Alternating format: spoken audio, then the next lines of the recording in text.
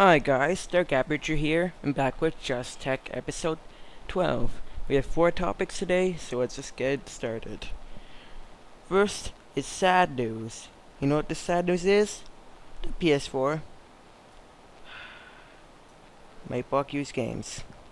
Now don't call me an Xbox fanboy, don't call me a Nintendo fanboy. I still think the PS4 is is probably got a huge advantage over both this gen. The Wii U may have slightly better policies, but without the true hardware to back it, no one's going to be able to make games for it without them lagging at 20 FPS. Oh well. So, basically, Sony hints that the PS4 has a feature to block used games, but it's up to publishers to use it. So in other words, yeah, it's going to block used games. You know publishers, EA, Activision, they're like, we need the money, the shareholders are telling us so, telling us so let's just block the used games and make more money. Hey guys, let's go back I'm gonna go back into my bath made of diamonds and gold and platinum with the latest high quality water.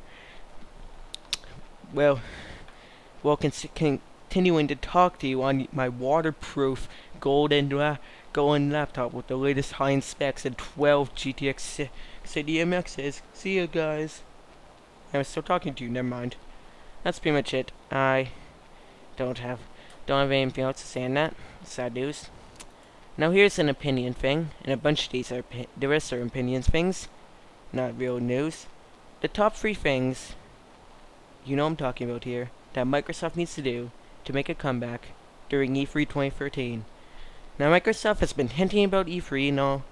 They'd be like, oh yeah, you guys, a little disappointed, but wait till we're free, guys. Add E3 laws. So you know what? There we go. So these are top 3 reasons. Number 3. Number 3, just put the Kinect to the side. People, hardcore gamers, do not care about the Kinect as much as you might think, Microsoft.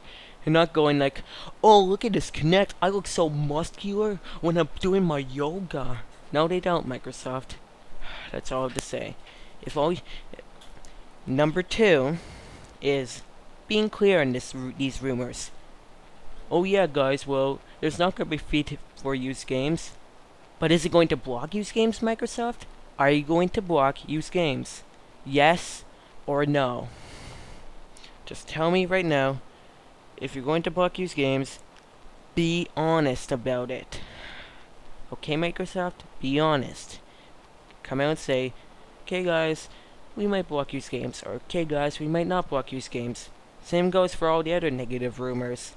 And positive ones too. If you're honest, if you're an honest company, people will like you better. And you have a better reputation, and higher product sales. It'll even help your Windows software too.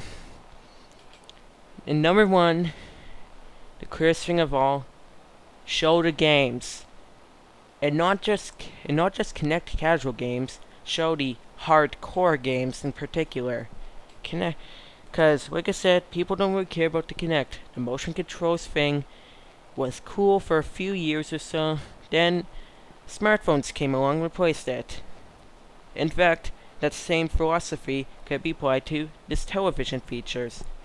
Sure, you have voice commands that allow you to easily get to TV, but next year, Samsung could come out with a smart TV that has these same commands. You could sue them about it, but they have lawyers to back it up. They could reverse engineer it effortlessly. Like seriously, Microsoft. There is going to be a better thing that comes along that'll kill your key strength to the Xbox One if you don't talk about games, the TV features, and no one will buy your console and it'll die. Plain and simple. This happened with the Wii, like I said. People were like, oh yeah, these motion controls, they're pretty cool. I guess I could give them a shot. This whole gaming thing and all. And then they play it for a couple weeks or so, maybe a few years at the most. And then they're like, oh yeah, I just heard this new smartphone thing. I don't have to plug in anything. I can just turn it on and it'll work. I can download games easily and effortlessly. No hassles, no running out to a store or anything, and I have the games.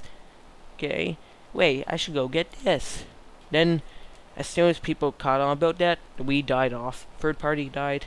big sales tide. Yeah, when Nintendo would have died from that if the Wii had been sold at a loss. Yeah, the Wii isn't sold at a loss, which is probably why Nintendo probably still makes a good amount of money off of it, despite them filling the shelves. And yeah, the same thing is here. Microsoft, Microsoft, the spike, the thing that causes a spike, this whole new audience coming over to their console. Then, the next phrase, another company reveals something that's more convenient, better, and better integrated with the whole thing, just more convenient for them in general. They're like, oh yeah. And they're like, oh yeah, I could do this instead, it's a lot better. Then, the old platform is abandoned and dies off. So see the equation? Microsoft watches Microsoft makes TV features. Casual people like it. Maybe they get a couple 100 million sales, and they figure it's the next cooler cable box that has to have games in it. Then the smart TVs have voice functionality. The Xbox One dies because you didn't show the games, Microsoft. Alright, enough of that. Now more gaming. This whole episode is pretty much about gaming. And it's about indie developers. You've heard of them. They make games like Minecraft, all sorts of things. You've heard of things like DayZ, a mod and all. These guys are the future. They aren't these massive publishing slogs who just stand around there, dragging themselves around, unable to try anything new. They'll just stick with their same first-person shooter recycle stuff. Though eventually people grow tired of it, or find something better, and the companies will die because they can't adapt. A perfect example is THQ. They thought licensed kids games would be forever profitable, people would always buy them, and they'd always have money. Heck, in 2007, before iPhone and the iPhone, and other smart touchscreen smartphones with app marketplaces with free kids games started popping up, they were right near 1 billion in revenue. Then, like I said, those free licensed kids games popped up. They were free, typically had better quality, and people dropped off of THQ's key business. Their sales has dipped for those games. They tried to slash those off, focus on hardcore titles, a good strategy, but in the end, they couldn't adapt and died. Indie developers, since they have such low risk due to their low production costs, they can focus happily on innovation. Say if a trend dies and a new one comes up, people want more innovation. These publishing slugs will take years to adapt, and by then it's too little too late. Indie devs can just be like that right away, come out and say, hey guys, we can do that. Much of this made the big publishing slugs. I guarantee you, the way EA is going, the fact that they've grown stagnant and dull, despite doing the same thing, going through the same process as THQ, and just surviving it, because they're a little smarter, they resort to being dumb again, and now look, they're gonna be dead for years if they continue like this. Just look at that. Mojang, look at Mojang. They're making like 1/5 of $1 billion every year. EA, a similar, has like 1 billion, a couple billion or so, but they have a lot more franchises that are dying off because of their bad policies, and their need to make money off of them and always make a profit. Okay, enough of that. Now let's move on to another thing. Now, the PC gaming is a platform. It's growing, and I think it's going to take over. I think it's the future, in my opinion. You might not, but I think that's the case. But the fact is, the PC will have an advantage over the next gen consoles when they come out. And it's because of that one thing. You know how we call these things PC gaming, console gaming? One half of that phrase is gaming, and that means games. And PC will have multiple times more games than the Xbox, One and PS4 will have at launch. They'll have like 50 or so games at launch, versus the PC will have like 2,500 or so games right now. And that's only Steam. There's like 17,000 games around, I heard, for Windows right now.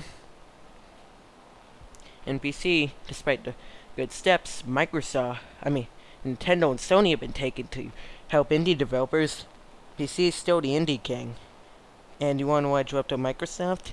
Because they don't like to self-publish titles on the Xbox One. And that's gonna kill you when these AAA companies go down because they can't innovate, they can't adapt, they'll just die off. So the Xbox One, because there will be no indie developers making indie games for it. I'm pretty sure Microsoft might be dropping Xbox Live Arcade. I hope to God no. That's basically Microsoft's only weapon against the indie scene, since they have indie developers there, and quite a few. But here's the thing. Here's a scenario. There's this guy called Jim. Game PCs have suddenly gone to retail stores. He walks into a store. He sees the PS4 and the Xbox One. They're cheaper than his $500 game PC, and PS4 is more powerful too. But then, since he doesn't play for graphics, which many PC gamers do, they don't play for graphics. Many PC gamers won't do that. It's a stereotype, and in many cases it's true, and PC does have better graphics. You have to accept that. But the real thing here is that he might go back home, go on his laptop, say he may have a MacBook or something, probably not to date since he's regular Jim. He probably has like a 2009 MacBook or something. He's gonna type in what games are for the PS4, what games are for the Xbox One, what games I can get on PC. He'll see a couple games for the Xbox One, a couple games for the PS4. Now look at the PC and see this many games. Like he'll see a mountain of revolutionary games.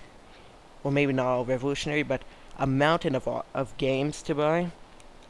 He'll get the PC. Like sure, it costs $150 more, but look at all the games I'll be getting. I will need to play the waiting game. That's pretty much it. Likewise, consoles have another advantage over PCs. They have those killer exclusives. Let's say the Xbox One has Halo 5. It gets rave reviews. Everyone's talking about it, so ordinary Jim will be like, okay, I have a game PC, but there's this Xbox One game called Halo 5. I just have to get an Xbox One to play that game. He'll buy it. He'll take it home. He'll play it. And maybe he'll go, hey, I actually like this console experience more than I like the PC experience. And he'll become a console gamer. The same can happen the other way. And I think that's happening more often. If you see my point, that's pretty much how this is working right now. And that's why the PC will have an advantage over next-gen consoles. The consoles have an advantage too when the killer exclusives come out. But the PC has those too. So that's pretty much it. That's all I have to say for today on Just Tech 12. Subscribe to me, Dark Aperture, if you enjoyed. Like this and I'll be happy. And you'll feel good too. Because I'll be happy. And goodbye.